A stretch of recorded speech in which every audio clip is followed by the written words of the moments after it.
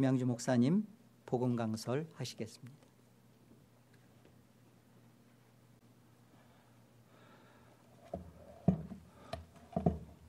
이거 벗어야죠. 이거 어떻게 힘든지. 한국에서 강의하거나 설교할 때마다 이렇게 거리를 두고 제가 마스크 벗고 하니까 참 벗었다 썼다 힘들더라고요.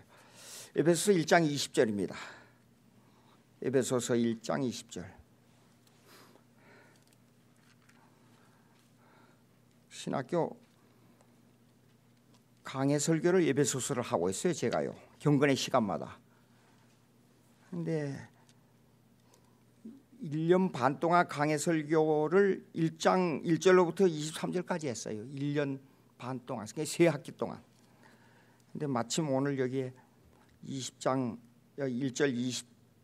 20절부터 23절까지 하게 됐습니다. 읽습니다. 20절부터 그의 능력이 그리스도 안에서 역사하사 죽은 자들 가운데서 다시 살리시고 하늘에서 자기의 오른편에 앉히사 모든 통치와 권세와 능력과 주권과 이 세상뿐 아니라 오는 세상에 일컫는 모든 이름 위에 뛰어나게 하시고 또 만물을 그의 발 아래에 복종하게 하시고 그를 만물 위에 교회의 머리로 삼으셨느니라.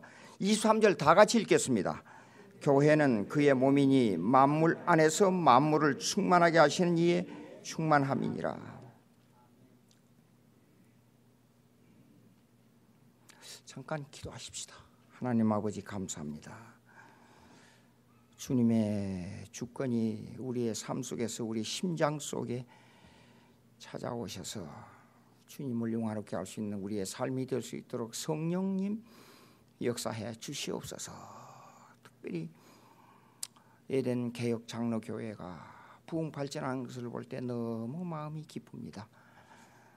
아무리 어려운 일이 있을지라도 주님께서 저희들에게 하나님을 향한 사랑은 변하지 않게 해주시옵시고 주님을 섬기는 일에 있어서 열심을 다할 수 있도록 도와주시옵소서.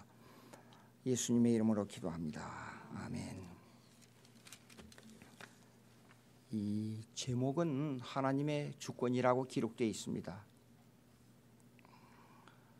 근데 여기에 21절 보시면 모든 통치와 권세와 능력과 주권과 이 세상뿐 아니라 통치, 권세, 능력, 주권이 나옵니다. 근데 특별히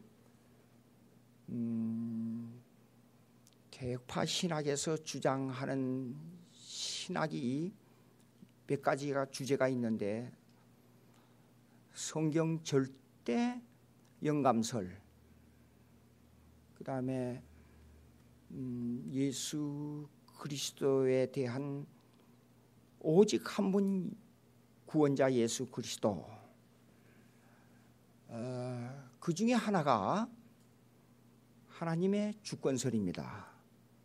하나님의 주권설은 뭐냐 그러면 그냥 통치자로서 하나님이 그냥 억압해서 누르고 다스리고 마음대로 이끌어간다, 그런 단순한 의미가 아니에요. 하나님의 주권설은 뭐냐 그러면 창세 이전부터 하나님의 계획이 있었고 그 계획에 따라서 그 프로젝트에 따라서 건물이 만들어지듯이 그 계획에 의해서 만물이 시공간 속에서 타임 앤 스페이스, 시간관 속에서 그 프로젝트대로 이끌어지며 창조된 만물을 하나님께서 보존하시고 하나님께서 통치하시고 government, preservation 보존하시고 그 다음에 providence 섭리하시고, 그 섭리라는 말은 시공간 속에서 창세전에 프로젝트가 만들어진 그대로 시공간 속에서 프로젝트대로 이루어진다, 그런 뜻이에요. 그 섭리. 그게 섭리되어 간 그대로 그것이 하나님께서 창세전에 만들어진 그것이 그대로 완성될 때에 처음에 창세전에 계획된 대로 예수님께서 오셔서 만물을 심판하시고 그의 통치권 아래로 완성된 천국이 이루어진다. 그런 뜻이에요.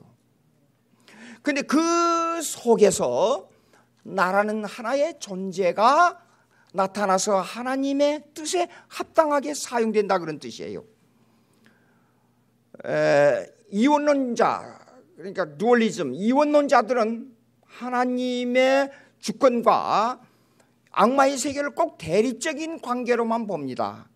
그런데 우리 개혁파 신학에서는 악마도 마귀도 하나님의 뜻 가운데 있으면서 그걸 통치하면서 그 마귀도 하나님을 반대하지만은 하나님의 뜻을 이루어지는 이론론으로 본다. 그 말이에요. 그것이 개혁파 신학입니다. 그래서 하나님의 주권 신앙이라 그렇게 말합니다. 여기 보십시오. 이것도 그냥 통치와 권세와 능력과 주권과 이 세상뿐 아니라 이 세상에 일컫는 모든 이름 위에 뛰어나게 하시고, 이름 위에 뛰어나게 하신다는 말은 예수님께서 그 이름 위에 뛰어나게 하신다는 그 말이에요.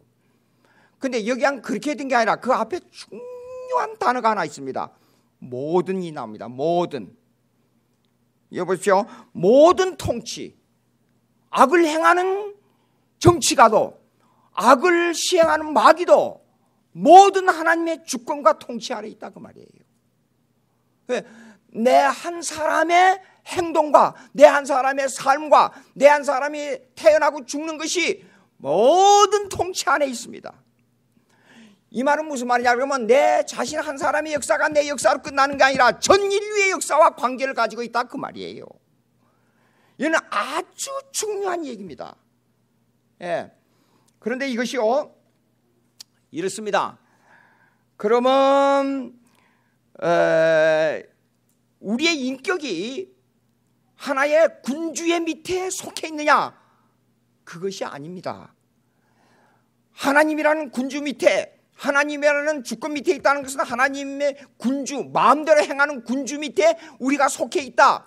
그것이 아니고 우리의 인격은 하나님께서 자유의지를 주심으로 그 자유의지를 하나님께서 사용하심으로 우리의 마음대로 행하는 것 같지만은 그것이 하나님의 뜻 가운데서 행해진다. 그 말이에요. 요거요, 인생을 깊이 있게 삶을 의미 있게 생각하지 못한 사람은 이 얘기를 이해를 못합니다. 예, 내 마음대로 행하는 것 같습니다. 그러니까 알미니안주의 같은 경우에서는 어떻게 되냐 그러면 내 의지와 하나님의 주권과의 관계를 자꾸만 이원론으로 생각해 버립니다. 대치 관계로 생각합니다. 그게 아니에요. 이거 이해하기 대단히 힘들 겁니다. 내 마음대로 했는데 하나님의 주권이라니 그게 무슨 말입니까? 그렇게 말할 수 있어요. 제가 언젠가는 말씀드렸는지 모르겠습니다. 하시엔다 장로교회, 제가 미국에 있을 때 오래전에 여기에서요, 한 30년 됐는가 모르겠어요. 청년 집회를 인도하러 갔어요. 한 30명이 그때 이 큰 버스를 빌려서 그 요세미티 파크에 가서 이제 집회를 하고 질문 시간이 됐어요. 젊은 학생이 하나 질문했습니다. 뭐 똑똑하고 뭐 머리가 좋아하고 뭐 인류대학을 다니고 뭐 옆에서 뭐 이 얘기를 하더라고요. 그래서 그런가 보다 했는데, 예, 이렇게 질문을 해요. 내 마음대로 했고 내 마음대로 이렇게 세상을 살아가는데 하나님의 주권이란 말이 무슨 말입니까? 예정이란 말은 도대체 이해를 할 수가 없습니다. 그냥 참 생각하다가 이거 어떻게 해야 되겠냐. 그래서 제가 반문을 했어요. 좋다. 네 마음대로 했으면 내가 과거에 계획하고 과거에 무슨 일을 정하고 한 그것이 내 원하는 그대로 100% 됐느냐? 대답을 못해요. 그럼 네 마음대로 하고 싶으면 내가 지금 당장 죽었다가 어머니 뱃속에 들어가서 다시 미국의 대통령 아들로 태어나라. 네 마음대로 해봐. 네 마음대로. 그렇게 할 수 있냐? 대답 못해요. 마음대로 해보란 말이에요. 마음대로. 예? 여러분, 하나님께서 주신 일반은 총회, 그러니까 예수를 믿고 안 믿고 하는 그 문제를 떠나서 일반은 총회 영역, 노동론의 영역에 있어서 과학자에게 가서 사업을 하라고 한번 그 일을 맡겨보세요. 그거 정말로 힘듭니다. 저를 보고 장사 잘하라고 장사를 맡겨줘 보세요. 저는 장사 죽었다 깨나도 못합니다. 왜 그러냐? 해보니까 옛날에 가난할 때에 그 화장품 장사하는데 하루 한번 가서 일을 장사를 해봤어요. 근데 그날 물건을 팔고 와서 보니까 그날 손해난 것만 계산이 되더라고요. 아, 이거 장사는 나에게는 전혀 못하는 사람이구나. 그걸 알았어요. 이거는 일반은 총회을 통해서 주어지는 나의 은사예요. 마음대로 안 됩니다. 절대로 자유의지대로 될 것 같지만 마음대로 안 됩니다. 예. 그러니까 어떤 사람에게는 장사를 잘할 수 있는 은사를 주시고, 어떤 사람에게는 과학자의 은사를 주시고, 어떤 사람은 또 이 성경을 가르치는 저와 같은 은사를 주셨다 그 말이에요. 다 달라요. 그것이 하나님의 주권입니다. 그런데 그 자유의지를 내가 내 마음대로 사용한 것 같지요? 아닙니다. 하나님의 허용 가운데 주어진 것입니다. 하나님의 허용, permissive decree, 하나님의 허용이라는 말은 무슨 말이냐 그러면 내가 내 마음대로 자유의지를 사용할 수 있도록 하나님께서 뒤에서 조정해 준다 그 말이에요. 이 말을 신학적으로 딱 한마디 줄이면 그걸 갖다 동류라 그래요. concurrence, 동류라 그럽니다. 동류란 말이 무슨 말이냐면 내 자유의지와 하나님의 뜻이 함께 간다 그 말이에요. 기차를 타고 이제 가끔 제가 지방을 많이 다닐 때가 있어요. 강의하러. 대구를 가는 중이었어요. 근데 어떤 분이 성경을 읽고 있더라고요. 옆에 이렇게 보니까 나이가 많은 분이에요. 그래서 예수 믿습니까? 그래, 예수 믿습니다. 아, 그래요? 어디로 가십니까? 부산을 간다 그래요. 가만히 생각하다가 제가 하나 생각나는 게 있어요. 아니, 부산을 가세요? 지금 기차가 달리고 있는데 부산을 가십니까? 아, 내가 타서 내가 가니까 부산 가는 거 아닙니까? 그걸 보고 동류라 그래요. 지금 기차가 달리고 있는데 내가 생각할 때는 내가 지금 부산을 가고 있는 거예요. 그렇죠? 예. 하나님의 섭리, 하나님의 주권이 지금 나를 움직여서 지금 가고 있어요. 어디로? 역사를 지금 이끌고 가고 있어요. 그런데 실제로 생각해 보면 내 의식 속에서는 내 자유의지대로 행하니까 내가 가고 있는 거예요. 이걸 보고 동류라 그래. concurrence, 동시에 일어난다는 뜻이에요. concur, 영어로 그러면 동시에 일어난다는 뜻이에요. 예. 그러니까 내 자유의지와 하나님의 의지가 같이 가고 있어요. 그런데 내 편에서는 내가 행하는 거예요. 그런데 지나놓고 보면 다 하나님께서 행한 것이에요. 예. 하나님의 뜻이 작용했어요. 자, 그런데 이제 보시겠습니다. 17절을 먼저 한번 보세요. 17절. 우리 주 예수 그리스도의 하나님 영광의 아버지께서 지혜와 계시의 영을 너희에게 주사 하나님을 알게 하시고, 지금 제가 요 말씀 속에는 안 들어있습니다만 삼위일체를 설명할 수밖에 없어요. 자, 그리스도의 하나님이 나와요. 그러니까 본질은 같은 분입니다. 하나님의 본질이나 예수님의 본질이 똑같아요. 그런데 영광의 아버지께서 지혜와 계시의 영을 너희에게 주사. 왜 아버지께서 주사? 이걸 설명하기 위해서는 신학적 용어를 말할 수밖에 없어요.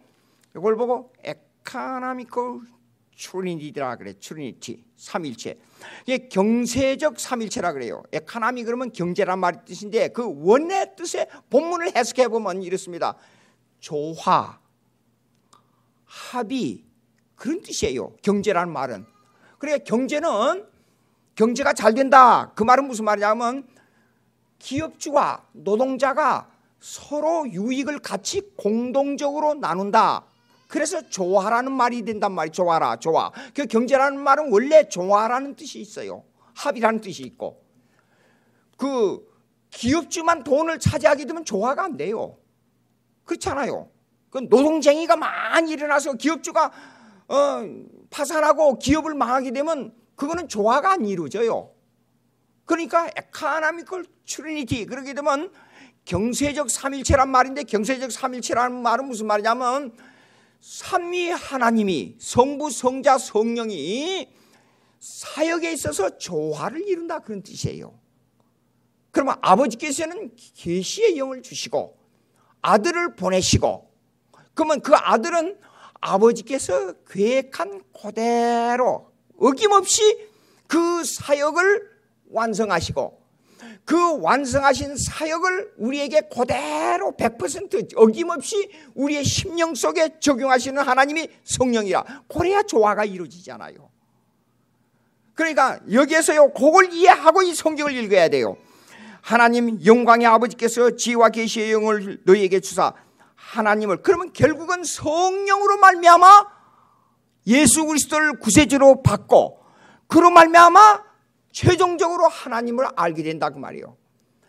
여러분, 하나님을 알고 깊은 신앙 세계로 들어가려면 하나님의 주권 신앙이 마음속에 자리 잡아야 돼요. 하나님의 주권 신앙은 뭐냐? 섭리적 신앙으로 돌아가는 거예요. 창세 전에 계획한 하나님의 뜻이 내 심령 속에, 내 주위에, 내 가족을 통해서 이루어지고 있다. 그걸 몸소 강하게 체험해야 돼요. 그것이 신앙에 깊이 들어가는 겁니다. 어린의 신앙은 그저 믿고 좋다, 기분 좋다, 거기에서 끝나는 거예요. 그러나 깊은 신앙에 들어가게 되면 하나님께서 나에게 고난을 줘도 이것도 하나님의 뜻이요, 나에게 기쁨을 주고 즐거움을 주는 것도 하나님의 뜻이요, 내가 병든 것도 하나님의 뜻이요, 잘 때도 주님의 은혜요, 못 때도 주님의 은혜요, 잘 때도 주님께 영광이요, 못 때도 주님께 영광이요. 이 신앙으로 들어가는 것이 하나님의 주권 신앙이에요. 네. 자, 그러면 성령께서는 어떻게 하느냐? 먼저 영의 눈을 밝혀야 돼요. 예수 그리스도를 알게 해야 돼요. 여기 보십시오. 18절에 너의 마음의 눈을 밝히사, 심령의 눈을 밝히사. 여기 마음이라고 그랬습니다만 여기 heart, 심장이 심장. 에? 심령의 눈을 밝혀야 돼요. 그저 1 더하기 1은 2다 하는 공식적인 숫자를 우리 아는 것이 아니에요.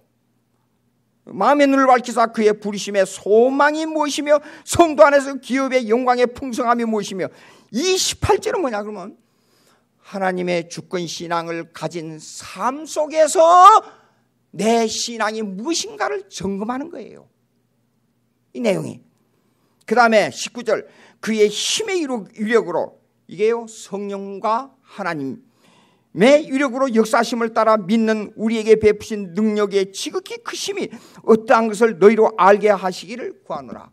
사도 바울이 이 에베소서 교인들에게 편지를 보내면서 전 생활에 대한 하나님의 주권의식을 지금 고취시킨 내용이에요.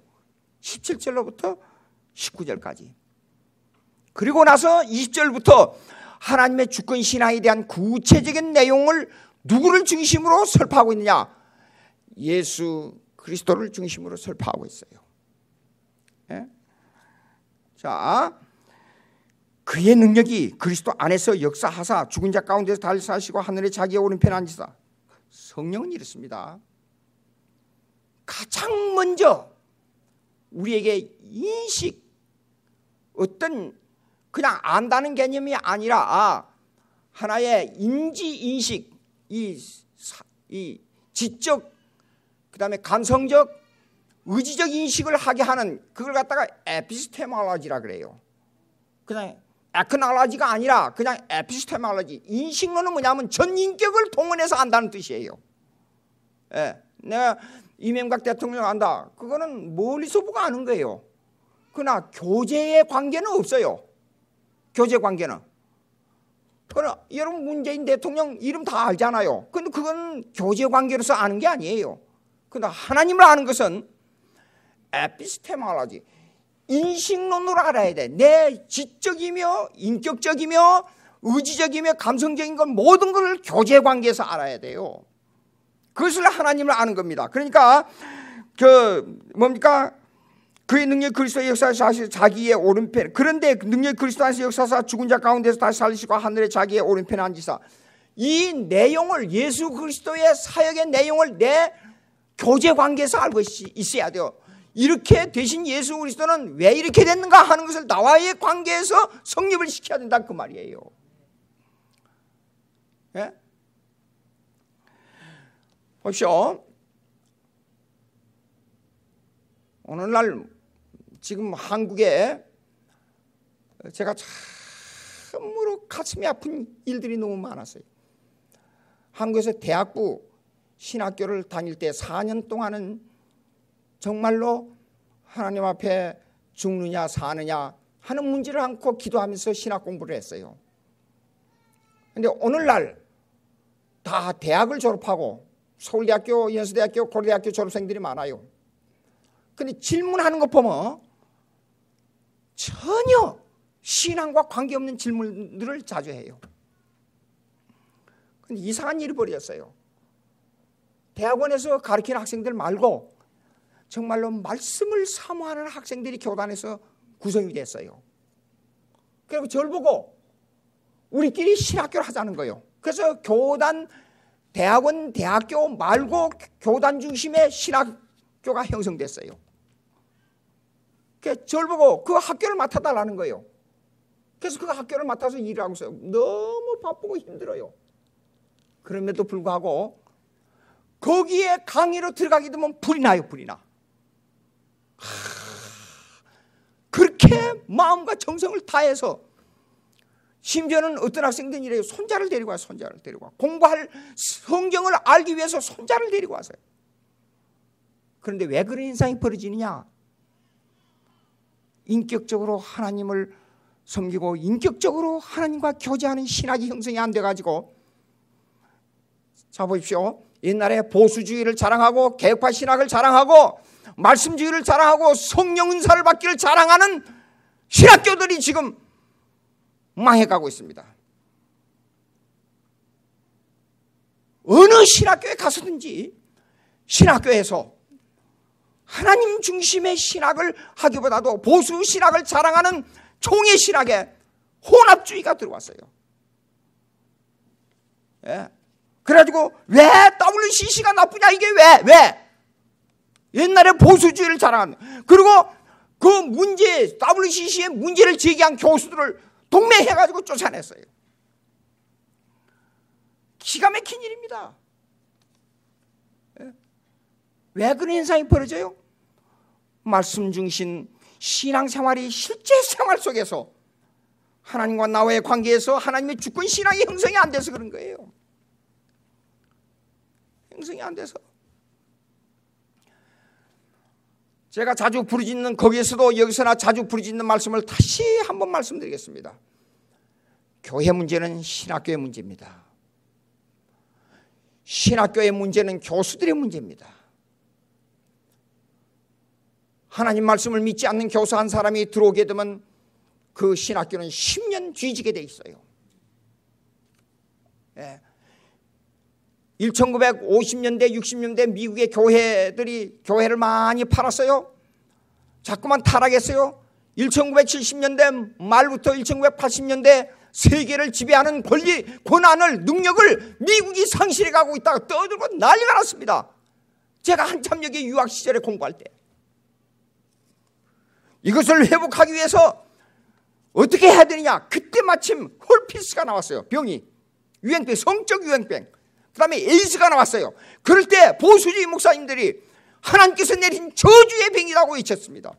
펠 라브슨 목사님이 대통령 선거에 나와가지고 3일 했습니다. 거의 민주당을 따라잡았어요. 무서운 일이 벌어졌어요. 그래서 조지 포웰 목사님이 모랄 모조리티 운동을 벌였습니다. 100만 명의 회원을 모집했는데 1000만 명이 넘어버렸어요. 도덕 우선주의, 종교 우선주의를 내세우는 조지 포웰 목사님에 의해서. 지금 여러분 주말에 TV 들어보세요. 99%가 성경 강해 설교예요. 보세요.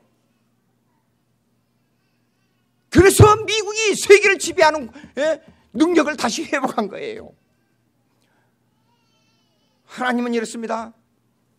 요거 설명하기 전에 이걸 또 설명해야 되겠어요. 하나님께서 창세 전에, 하나님이 주권적인 신앙에 있어서 창세 전에 두 가지 종류의 계획이 있었어요. 첫째는 만물에 대한 하나님 계획은 decree. 두 번째 계획이 뭐냐 그러면 예정입니다.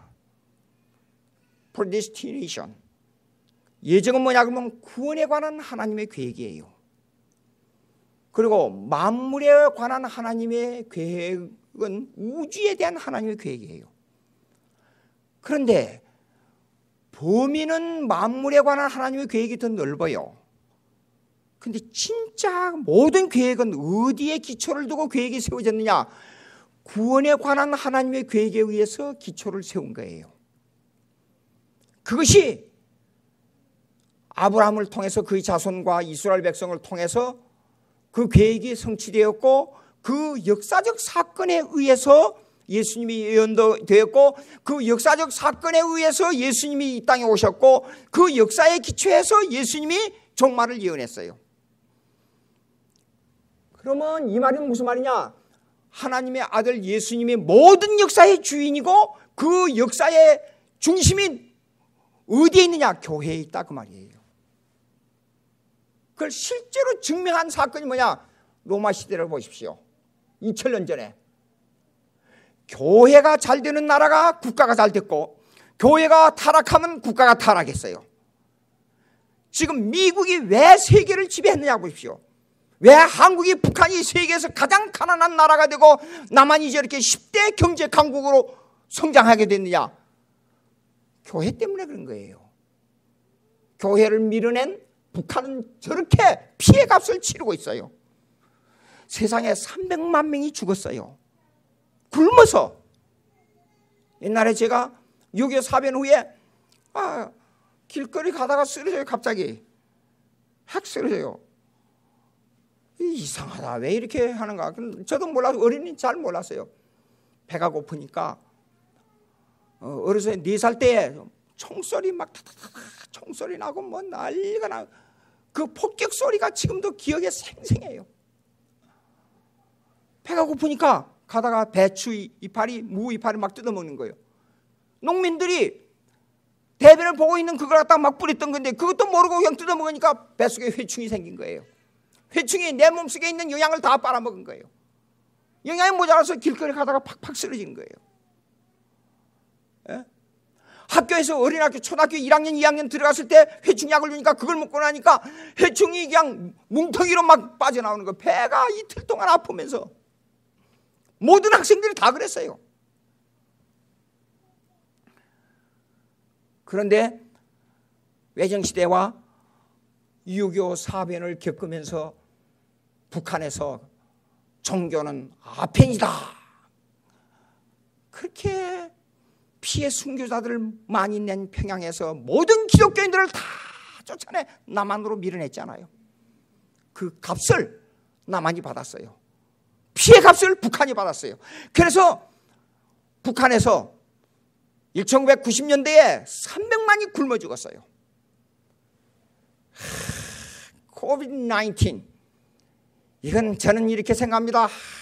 하나님의 섭리가 기가 막히다. 병마를 통한 하나님의 섭리가 있어요. 고난을 통한 하나님의 섭리가 있어요.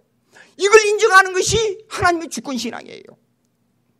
이 코비드-19으로 말미암아 한국교회가 기도하고 몸부림치고 이 병마로 인하여 고통받는 예배의 고통을 받는 한국교회가 정신을 차리고 가슴을 치며 옷을 찢으며 회개해야 되겠다, 그런 생각을 하는 거예요.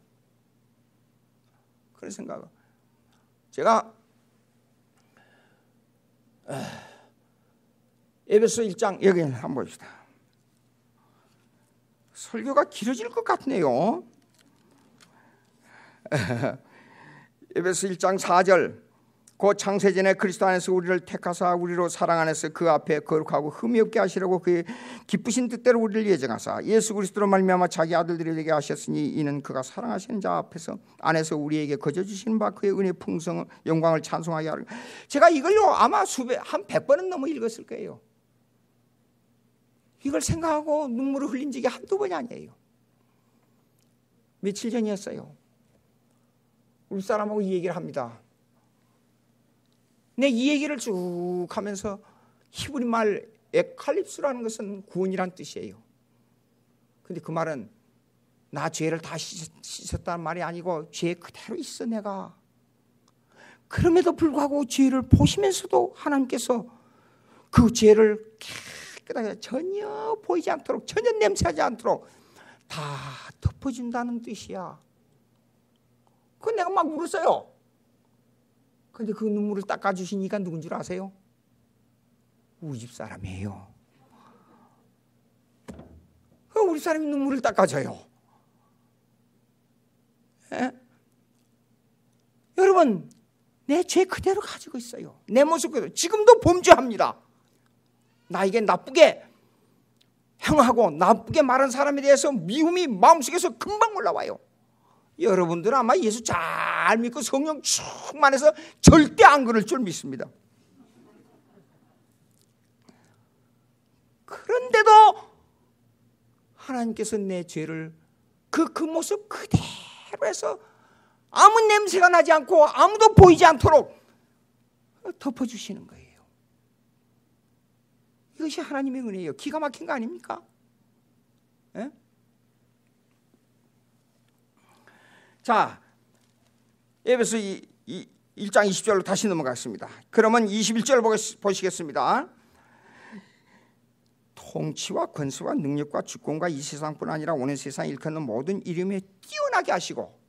왜 뛰어나게가 나와요? 하나님 아버지로부터 하나님 아버지의 계획된 그대로 아들이 받아가지고 그것을 이 시공간 역사 속에서 집행해야 되니까 권능이 있어야 돼요. 능력이 있어야 돼요. 그래서 뛰어나게 하시는 거예요. 이름이 뛰어나게 한다. 여러분 왜 이름이냐 하냐? 이름이냐?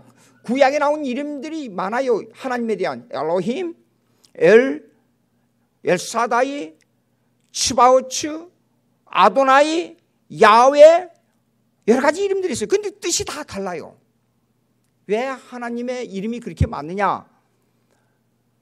저 한 사람의 이름은 한 사람의 이름으로 끝나버려요. 근데 하나님은 능력에서 다양하고 능력이 많으시기 때문에 그 형편에 따라서 이름을 붙여. 야훼 여호와라는 말은 하나님의 거룩한 하나님께서 이 죄인을 향한 그 백성을 향해서도 언약을 맺은 것을 결단코 버리지 아니하시고 성취하신다, 그런 뜻이에요. 그래서 이름이 많은 거예요. 예. 근데 왜 이름이 뛰어나게 하셔야 되냐? 그것은 하나님의 주권 신앙을 이해해야 그것이 이해됩니다. 왜 이름이 뛰어나느냐? 예? 그것은 이름이 바로 하나님의 인격이에요. 그러니까 이름을 더럽히지 말라. 이름을 함부로 하면 안 됩니다. 하나님의 이름을 가지고 농담하거나 장난하면 안 됩니다. 왜냐하면 거룩하고 진실한 그 하나님이 그 인격 속에 포함되어 있기, 이름 속에 포함되어 있기 때문에 그래요. 인격이 이름 속에 포함되어 있다 그 말이에요. 이름이 뛰어난다는 것은 하나님의 인격이 뛰어난다는 뜻이에요. 만물을 통치하시는 하나님의 주권이 그 속에 있다 그 말입니다.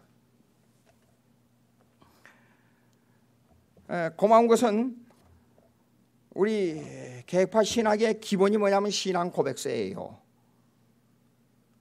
그런데 요 에베소 1장 20절부터 23절까지의 내용이 이 속의 주제로 엄청나게 많이 나타나 있습니다. 올 때마다 이 책을 주문해가지고 가져오라는데 얼마나 제가 마음이 기쁜지 몰라요. 제 제자 중에 한 사람이 이 책을 가지고 가서 교회 가서 이걸 가르쳤는 모양이에요. 아마 전도사로. 그 담임 목사님 불러가지고 화를 내면서 왜 이런 걸 필요 없는 것을 왜 가르치냐고 그랬는 모양이에요. 그러니까 이 전도사는 이제 신학을 갓 졸업하고 여기에 대한 불이 붙어가지고 한참 이걸 가르치는데 그렇게 하니까 막 대드는 거예요. 그러니까 오늘부터 나가. 그래서 쫓아내버렸어요. 그래도 마음이 허전하고 슬퍼서 견딜 수가 없어서 제게 찾아왔어요. 저를 보고 이러는 거예요. 이렇게 좋은 것을 가르치는데 목사님이 날 보고 쫓아내버렸습니다. 이것이 한국교회의 현실입니다, 여러분. 내게 와서 예배를 이렇게 보면서 이게요,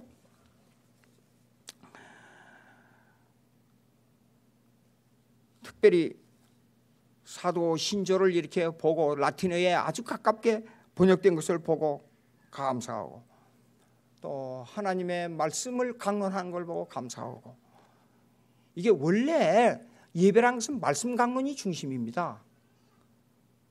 여러분 정말로 복받은 분들이에요. 정말로 말씀을 바로 배우는 교회가 얼마나 중요한지 모릅니다. 한국 교회가 왜 이렇게, 요즘 한국 교회 교인들이 800만이라 그래요. 이제는 왜 그렇게 교인들이 줄어가는 줄 아십니까? 근본적인 문제가 뭐냐 하면 하나님의 말씀 강론의 부족에서부터 시작된 거예요. 말씀 강론의 부족에서부터. 왜 신학대학원을 그만두고 교단 중심의 신학생들이 모여가지고 신학교를 하자고 형성됐느냐? 어디 가서 성경 배울 데가 없다는 거예요. 설교를 들으면 대부분 cause and effect, 영어로 원인과 결과로만 얘기해. 내가 이렇게 하면 이렇게 복 받고 이렇게 하면 이렇게 복을 못 받는다, 그 얘기만 한다는 거예요. 성경을 못 배워요. 성경을. 그러니까 와서 성경 강론을 듣고 어떻게 10명 20명 형성되다가 교단 중심의 학생들만 모여있는 신학교가 형성되어 버린 거예요. 그건 나도 몰라요. 예? 자, 그래서 제가 이게 한번 찾아보십시다. 웨스민스터 신앙 고백서 3장 1절을 제가 조금 부분적으로만 읽어드리겠습니다. 시간이 많아서 이거 다 못하겠네. 3장, 하나님께서는 영원부터 자기의 뜻에 가장 지혜롭고 거룩한 계획으로 일어난 모든 일들을 자유롭고 그리고 변할 수 없게 작정하셨다 그랬어요. 모든 일들을 작정하셨다. 간단합니다. 간단해요. 아까 제가 이미 설명했습니다. 만물에 대한 하나님의 계획과 구원에 대한 하나님의 계획이 두 종류가 있지만 진짜 계획의 중심은 구원에 관한 하나님의 계획인데, 즉 교회 중심이라 그 말입니다. 그러면 교회 중심이 뭐냐? 여기 본절로 들어가 보십시오. 22절, 또 만물을 그의 발 아래 복종하게 하시고 그를 만물 위에 교회의 머리로 삼으셨느니라. 예수님께서 교회의 머리가 되셨다 그 말이에요. 그럼 교회의 주인입니다. 그러면 모든 역사가 교회 때문에 어떻게 이루어지고 교회 때문에 저렇게 이루어지고 교회 때문에 이렇게 이루어진다는 뜻이에요. 선교를 하기 위해서는 물질이 있어야 돼요. 간단하게. 그렇죠? 부자가 돼야 돼요. 그럼 부자 되기 위해서 예수 믿는다는 그거는 순수에 틀린 거예요. 예수 잘 믿으면 자연히 따라오게 돼 있는 거예요. 그러니까 그거 상관하지 말고 예수만 잘 믿으면 돼요. 예수 잘 믿으면. 예? 그러면 그 남은 잉여 산물을 가지고 전도하고 선교하는 데 써야 돼요. 그러기 위해서는 국가를 발전시킬 수밖에 없잖아요. 교회의 보조 역할을 하는 것이 국가예요. 교회의 보조 역할을 하는 것이 해와 달이에요. 우주예요. 만물이에요. 만물을 사용할 수 있는 권한을 인간에게 주셨어요. 범죄하기 전에는 만물을 다스리는 능력까지 받았어요. 그러나 범죄한 후에는 일부만 남겨놓고 아주 엄청난 능력을 거두어 가셔버렸어요. 하나님께서. 만물 속에서 기독교인은 노동의 두 가지를 받았어요. 일반 노동과 종교 노동이에요. 종교 노동을 통해서 일반 노동에 지친 그 심령을 위로받도록 만들어주셨어요. 그러니까 안식일을 지킬 때는 모든 일반 노동을 잊어버리고 와서 편안하게 쉬어야 돼요. 쉬어. 만약에 하나님께서 1년 내내 일하고 하루만 와서 예배드리라. 그러면 우리는 그렇게 할 수밖에 없어요. 그런데도 하나님께서는 우리에게 너무 큰 축복을 해 주셨기 때문에 6일만 일하고 죽도록 6일만 열심히 일하고 하루 편히 쉬라고 우리에게 법을 제정해 주셨어요. 하나님의 은혜입니다. 하나님의 은혜. 예. 자, 그 다음에 여기에 그 5절로 내려가 보면 이런 게 나옵니다. 3장 5절에 보면 하나님께서 인류 중에서 생명에 이르도록 예정된 자들을 세상의 기초가 놓이기 전에 그의 영원하신 불변한 목적과 의지의 비밀한 계획과 선하시고 깊으신 뜻에 따라 그리스도 안에서 영원한 영광에 이르도록 선택하셨다. 아까 제가 설명할 때 만물에 대한 하나님의 계획과 구원에 대한 하나님의 계획을 설명했지요. 이거는 구원에 대한 하나님의 계획을 지금 설명하고 있는 겁니다. 이것이 모든 역사의 중심이에요. 신앙 고백을 보면 볼수록 읽어보면 읽어볼수록 가슴이 뭉클뭉클해져요. 예? 역사를 보십시오. 한국의 간단해 보십시오. 한국의 역사와 미국의 역사를 보십시오. 영국의 존 낙스의 후예들, 그걸 위군의 족속들이라 그래요. 위군의 족속들이 피를 흘리면서 유럽의 30년 전쟁 동안에 살해당한 그 족속들 후예들이 미국으로 왔잖아요. 그리고 벨지 신앙 고백을 만들면서 화란에서 한 지역에서 10만 명 이상의 순교자들이 나왔잖아요. 그 후예들이 미국에 왔습니다. 아틀란타를 중심으로 영국의 후예들이 청교도들이 중심이 됐고, 예? 멤피스 북쪽에 그 중심으로 화란 사람들이 청교도들이 중심이 돼서 미국을 건설한 겁니다. 그 지역을 통역하기 위해서 제가 칼빈 유니버시티에 있는 칼빈 신학대 테올로지컬 세미너리 갔댔었어요. 보니까 화란 냄새가 나요. 건물도 그러고 그 사람들의 삶이 오물조물하고 정확하고 세심하고 주위 사람들을 그렇게 돌보는데 정성을 다하고. 근데 아틀란타니까 영국 냄새가 나요. 말 타고 진취적이고 힘있고 능력있고 하나님이라 그러면 자기 목숨을 간단 없이 그냥 쉽게 하나님 목숨을 자기 목숨을 내 던져버리는 그 냄새가, 거기서 그 남북 전쟁에 대한 역사를 쫙 써놨어요. 다시는 이 전쟁이 없어야 된다. 인간의 생각으로 이념에 대립을 해서는 앞으로 안 된다. 하나님이 중심이 돼야 된다. 그 하나님이 꼭 나와요. 야, 그 사람들의 역사로 말미암아 그 열매, 피의 열매를 미국이 먹고 자라서 이렇게 세계를 지배하고 있어요. 저는 강의할 때마다 이런 말을 가끔 합니다. 하나님께서 북한을 망하게 하는 하나님의 뜻이 있을 것이다. 망하면 우리가 통일이 되면 일본을 따라잡는 게 아니라 반드시 일본을 능가한다. 그러면 150년 역사를 겪을 때마다 국토의 지도가 변경된다. 그러면 한국은 세계에서 가장 지도가 변경될 수 있는 조건을 갖추고 있다. 왜냐하면 우리 한국 한민족들이, 조선족들이 길림성에 많이 살고 있기 때문에 우리가 경제적 힘이 늘어가고, 우리 민족들이 연합이 북한하고 해서 연합이 되게 되면 과거에 우리 남북한 합한 것보다도 더 땅을 많이 차지하고 있던 그 땅을, 조선인의 지배했던 그 땅을 우리에게 다시 달라고 할 때가 올 수 있다. 중국에 가서 강의를 해보니까 한국 냄새가 나요. 길림성에 가서 강의를 해보니까 상과 들이. 그건 나도 몰라요. 여러분, 압록강에서 그 단동성에서 압록강 건너편 신우주를 이렇게 건너 내려다 보니까 신우주 씨가 완전히 죽었어요. 새카매요. 등불이 없어요. 가로등이 없어요. 하나님 아버지, 순교의 피를 흘렸던 이 땅이 저렇게 변했습니다. 예? 그런데 우리가 정신을 차려야 돼. 정신을 차려야 돼요. 뭐냐? 청교도 신앙, 이 웨스트민스터 신앙 고백서하고 청교도 신앙인들하고는 아주 밀접한 관계가 있습니다. 청교도 신앙인들은 이랬습니다. 절대 정직, 절대 근면, 절대 정직, 절대 근면, 절대 검소, 이 원칙을 가지고 그들의 삶을 변화시켰어요. 우리가 하나님 아버지 오늘 돈 잘 벌고 축복하고 잘 먹고 잘 살고 이렇게 행복하게 사니 감사합니다. 그런 어린이 신앙을 가지면 안 됩니다.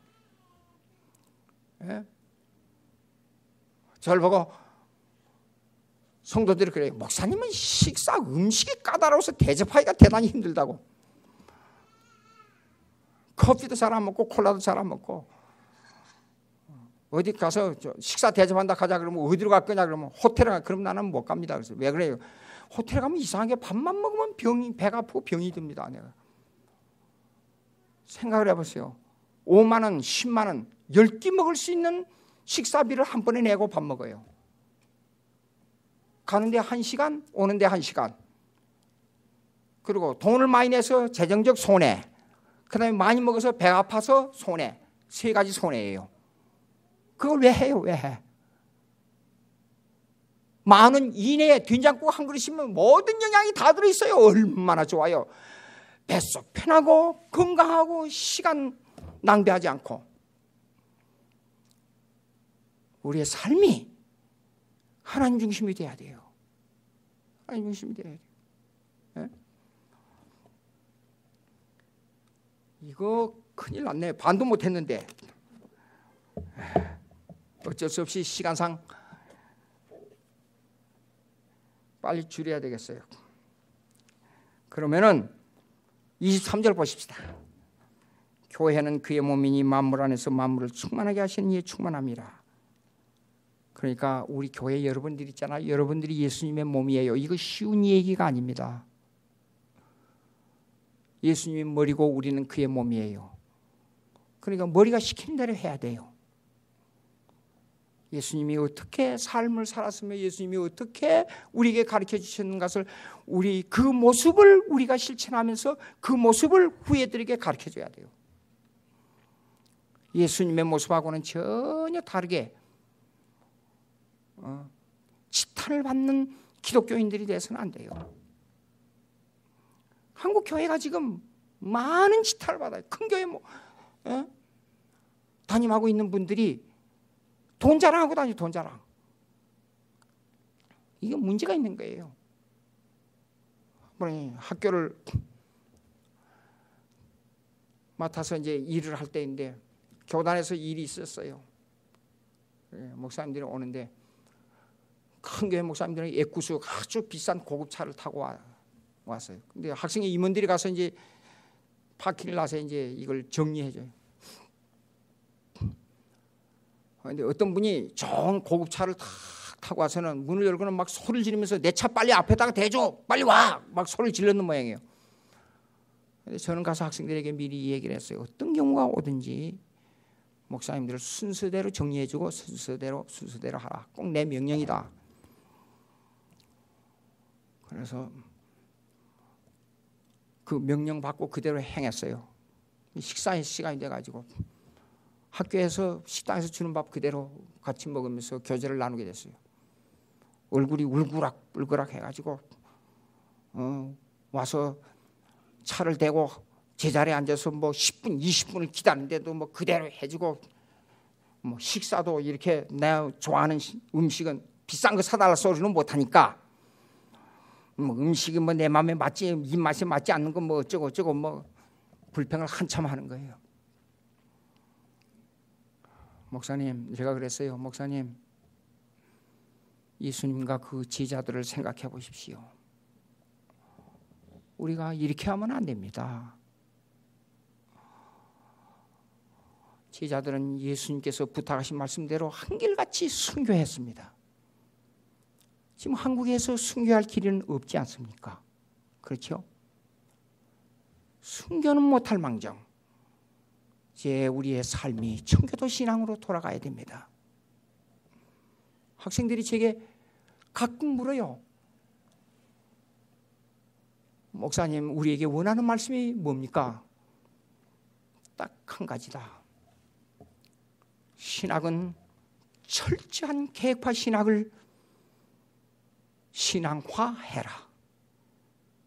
두 번째, 삶은 청교도로 돌아가라. 얼마 전에 생일이라고 저에게 선물을 우리 애들이 모아가지고 케이크를 만들어 왔어요. 작년에도, 그전에도, 이전에도 똑같은 말 번복했어요. 제가요. 물건을 사지 말아라. 나에게 선물을 사지 말아라. 돈 낭비하지 말아라.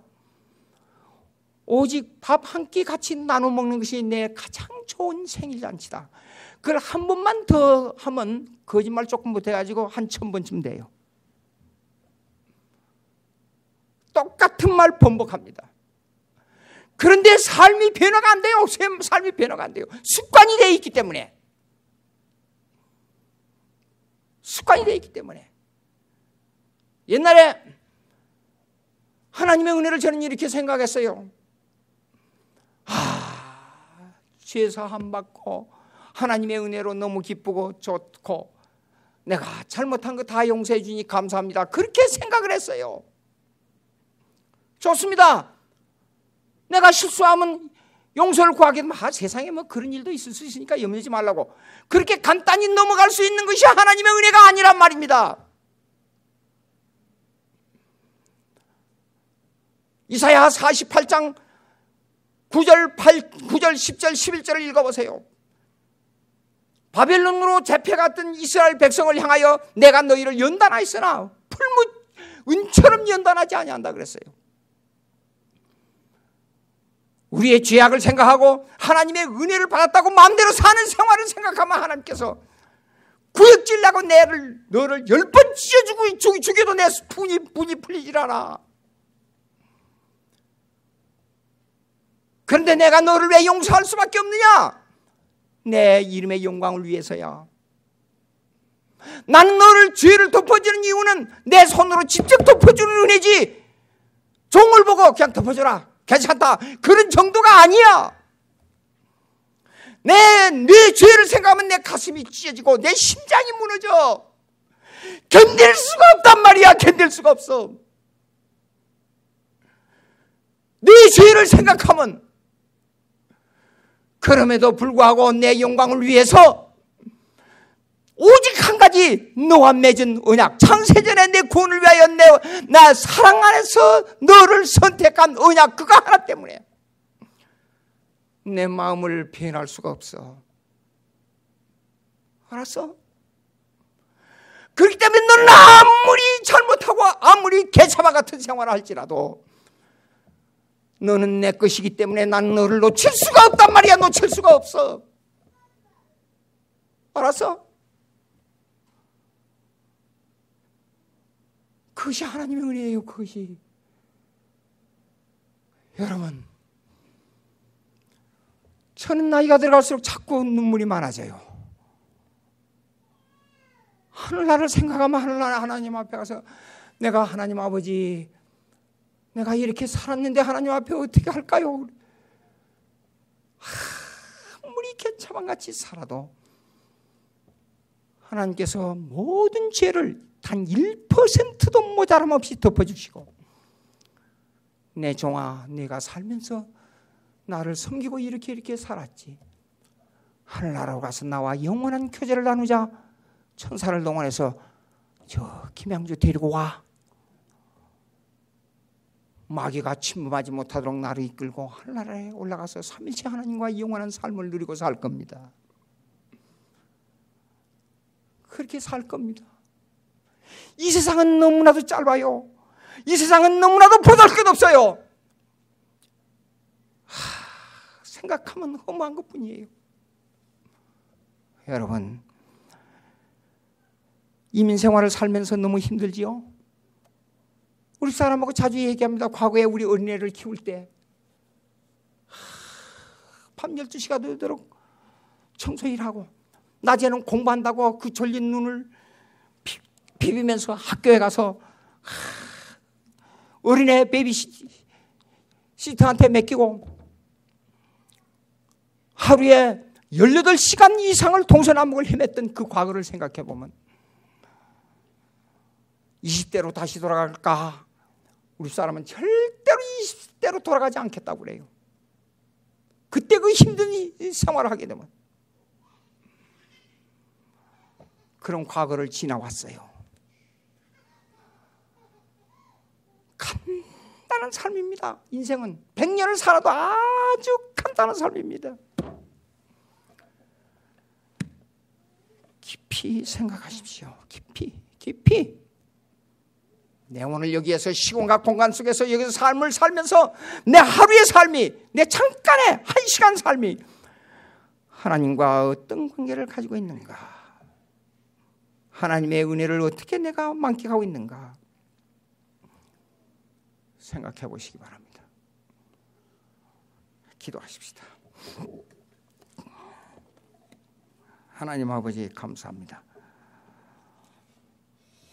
저희들에게 은혜를 주셔서 하나님의 주권이 우리 신앙 속에서 삶으로 변화되게 해 주시옵기를 간절히 바라옵고 예수님의 이름으로 기도합나이다.